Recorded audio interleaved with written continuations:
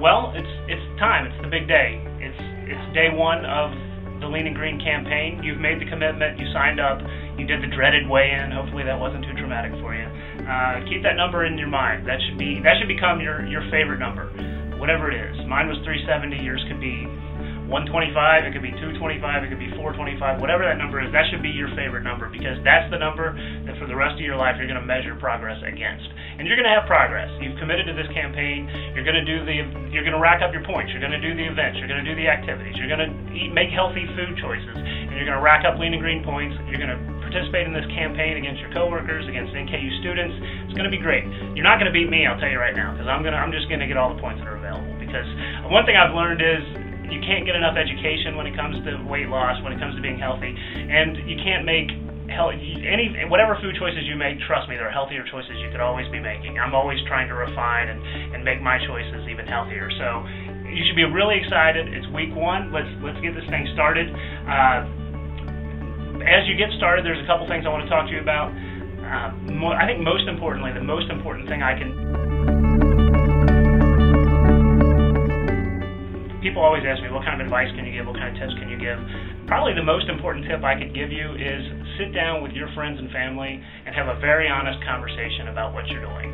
Tell them about the commitment you're making, tell them about your desired outcome, and let them know the little ways and the big ways that they can help you. Because they don't mean to, they love you, but friends and family sometimes have a way, without even intending it, of slowing you down when you're trying to do something like this. They've got their lives that they're living, and that often includes going to restaurants where healthy food isn't served. It often includes, doing activities that aren't necessarily promoting health. And while there's nothing wrong with that per se, over time, obviously, that gets you to the point where you've reached a tipping point anyway and you're trying to make changes. So sit down with them, have a conversation, tell them about the commitment, tell them that if you decline an invitation to go somewhere that's not healthy or to do something that's not healthy, it's not because you don't love them, it's not because you don't like being with them, it's just because you've made this commitment and it's important to you. And I think they'll respect that.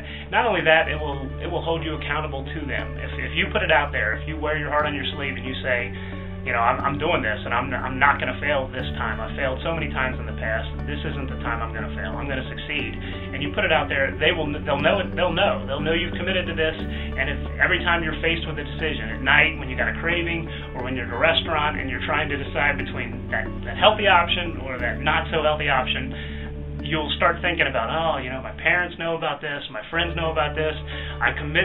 When I did it, I put it on Facebook, and so 580 of my closest friends knew what I was doing. They knew what I was committing to, and then I followed through on Facebook. I posted every workout I did, every good food choice I made that I was proud of, I put it out there. Every bad food choice that I was ashamed of, I put it out there. And you come to find that the more out there you are, the more accountable you are to your friends, to your family, to your loved ones, and to yourself.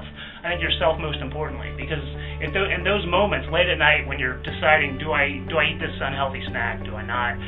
No one's around. You think no one will know. I can do this, I can get away with it, no one will know. That's no longer the case. And frankly, it was never the case, because over time, they know. People know. People look at me now and they know I've made the healthy choices.